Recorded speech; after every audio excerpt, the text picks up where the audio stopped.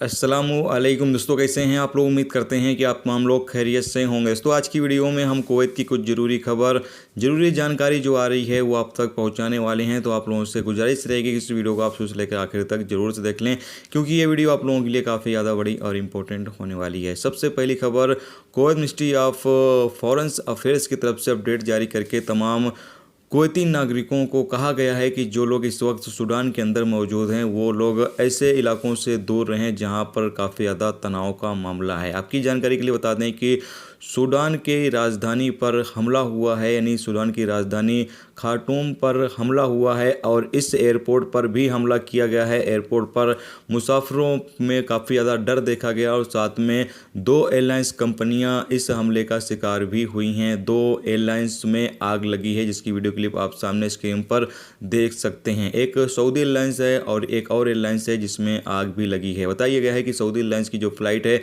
वो उड़ान भरने वाली थी, लेकिन हादसे का शिकार हो चुकी है। और इन तमाम चीज़ों को लेकर कुवैत भी अभी अलर्ट हो चुका है और अपने नागरिकों से कहा है कि अगर किसी तरह की कोई सहायता की ज़रूरत हो तो आप जो सूडान में मौजूद कुवैती एम्बेसी है आप उनसे संपर्क करें ताकि वो आपकी मदद कर सकें।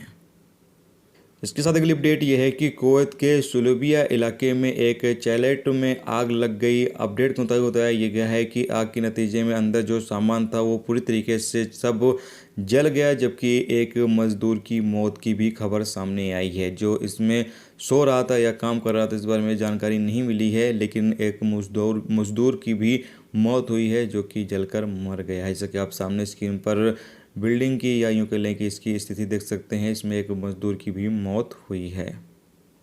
इसके साथ अगली अपडेट ये है कि कुवैत एमओआई की टीम ने कुवैत के अलग अलग इलाकों से तकरीबन कई ऐसे लोगों को गिरफ्तार किया है जो दुकानें लगाकर सड़कों पर सामान बेच रहे थे या फिर भीख मांग रहे थे। ऐसे कई लोगों को गिरफ्तार किया है। साथ में 20 से ज़्यादा ऐसे लोगों को भी गिरफ्तार किया गया है जो रेसिडेंस लॉ और लेबर लॉ की खिलाफ वर्जी कर रहे थे। जैसा कि आपको पता है कि इन दिनों कुवैत के अंदर रमज़ान के दौरान चेकिंग जो है काफ़ी ज़्यादा हार्ड कर दी गई है, तो अभी गिरफ्तारी काफ़ी ज़्यादा चल रही है। तो अगर आप भी कुवैत के अंदर रहते हैं तो आपको काफ़ी ज़्यादा सावधानी बरतने की ज़रूरत है।